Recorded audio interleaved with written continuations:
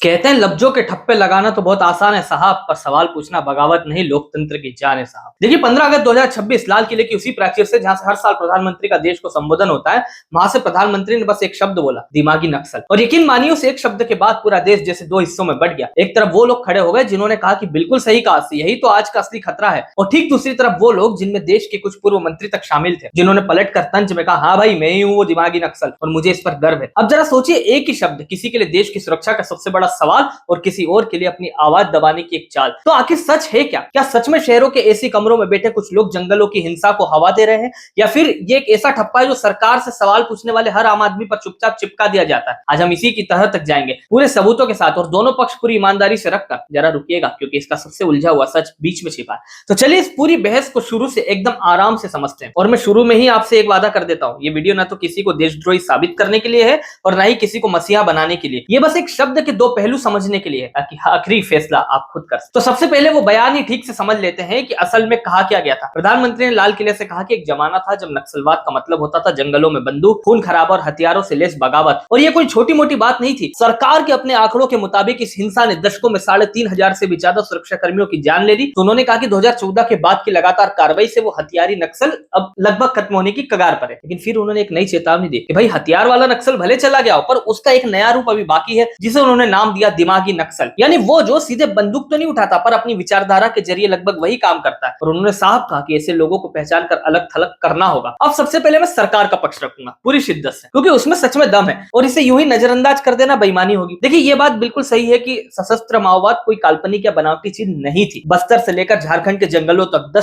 दशकों तक ये हिंसा चलती रही, जिसमें हमारे जवान भी शहीद हुए और मासूम आदिवासी भी मारे गए। और ये भी एक बहुत कड़वा सच है कि माओवादियों ने आदिवासी इलाकों में बेहद क्रूरता की। एक परिवार एक कैडर जैसे नियम बनाकर छोटे छोटे बच्चों तक के हाथों में जबरदस्ती बंदूक थमा दी, उनसे उनका बचपन ही छीन लिया। एक असली त्रासदी थी, इससे कोई इनकार नहीं कर सकता। तो जब सरकार ये कहती है कि इस पूरी हिंसा को शहरों में बैठे कुछ नेटवर्क सहारा देते रहे, कभी पैसे से, कभी कानूनी मदद से, तो कभी वैचारिक कवर्स देकर, तो ये दावा बिल्कुल हवा में नहीं है। दुनिया भर की सुरक्षा एजेंसियां ये मानती है कि किसी भी सशस्त्र आंदोलन को शहरों से ही रसद और समर्थन मिलता है, और उस पूरे सपोर्ट सिस्टम को तोड़े बिना उसकी जड़ नहीं कटती। और आज की भाषा में इसे कॉग्निटिव वॉरफेयर कहते हैं, यानी दिमागों पर लड़ी जाने वाली लड़ाई। और ये अपने आप में एक बिल्कुल असली अवधारणा है। अच्छा जरा यहाँ 1 मिनट के लिए रुकिए, मुझे आपसे एक बात पूछनी और बिल्कुल दिल से बताइएगा, आपको क्या लगता है जब सरकार दिमागी नक्सल कहती है तो उसका असली इशारा सच में हिंसा को हवा देने वालों की तरफ होता है, या फिर हर उस आदमी की तरफ जो सरकार से जरा भी असहमत है? नीचे कमेंट में जरूर लिखिएगा, मैं सच में एक कमेंट पढ़ता हूं। और अगर ये बातचीत आपको बिना किसी झंडे के दोनों पक्षों को रखकर होती हुई लग रही है तो लाइक और सब्सक्राइब कर दीजिए। चलिए अब देखते हैं क्या दूसरा पहलू, क्योंकि असली पेच तो यहीं से शुरू होता है। इस शब्द पर देश में जो सबसे बड़ी आपत्ति है ना, वो ये है कि इसकी कोई परिभाषा ही नहीं है। और ये मेरी अपनी राय नहीं है, ये बात संसद में खुद गृह मंत्री अमित शाह मान चुके हैं। जब पहले अर्बन नक्सल शब्द पर सवाल उठता था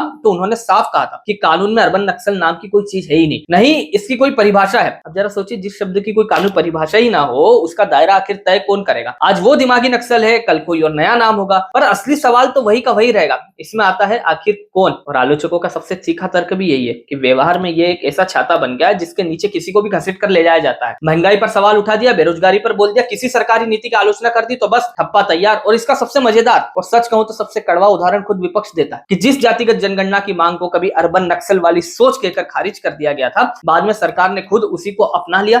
यानी जो कल का नक्सल विचार था वही आज का मास्टर स्ट्रोक बन गया। और शायद इसलिए जब पीएम ने लाल किले से ये शब्द दोहराया तो पूर्व वित्त मंत्री पी चिदम्बरम ने तंज में लिख दिया कि मुझे दिमागी नक्सल कहलाने पर गर्व है, और जयराम रमेश ने इसे सीधे सरकार की बौखलाहट का सबूत बताया। अब यह इस पूरी कहानी का सबसे संवेदनशील और सबसे जरूरी हिस्सा था, और इसे मैं बहुत सावधानी से पूरे तथ्यों के साथ रखूंगा, क्योंकि यहाँ अगर जरा सी भी लापरवाही या गलत बात फैल सकती है। तो सरकार अक्सर 2018 के भीमा कोरेगांव मामले को इसी अर्बन नक्सल नेटवर्क के सबसे बड़े सबूत के तौर पर पेश करती है। इस मामले में देश भर से कई एक्टिविस्ट, वकील, प्रोफेसर और लेखक जैसे रोना विल्सन, सुरेन गार्डलिंग और 84 साल के बुजुर्ग फादर स्टेन स्वामी यूएपीए जैसे बेहद कड़े कानून के तहत गिरफ्तार किए गए, और उन पर आरोप भी बहुत गंभीर थे, जिनमें प्रधानमंत्री पर हमले की कथित साजिश वाली चिट्ठी तक शामिल थी। लेकिन बहुत बड़ा है, इसे ध्यान से सुनिएगा। इस कहानी का एक दूसरा पहलू भी है जो अक्सर उस पहली तस्वीर में नहीं दिखाया जाता। हुआ यह कि अमेरिका की एक बहुत जानी मानी digital forensic firm Arsenal consulting ने गहरी जांच के बाद कहा कि जो सबसे बड़े सबूत थे, यानी वो चिट्ठियां, वो असल में एक मालवेयर के जरिए बाहर से आरोपियों के कंप्यूटर में डाल दी गई थी, यानी प्लांटेड थी। और ये कोई छोटी मोटी बात नहीं थी। इसे वॉशिंगटन पोस्ट जैसे बड़े अंतरराष्ट्रीय अखबार ने छापा। अब नतीजा क्या निकला?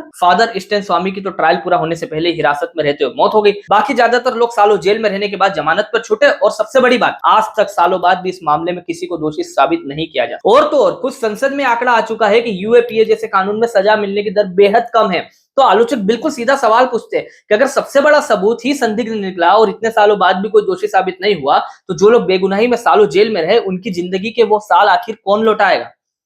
तो अब आप समझ रहे हैं ना कि ये पूरा मामला इतना उलझा हुआ क्यों है?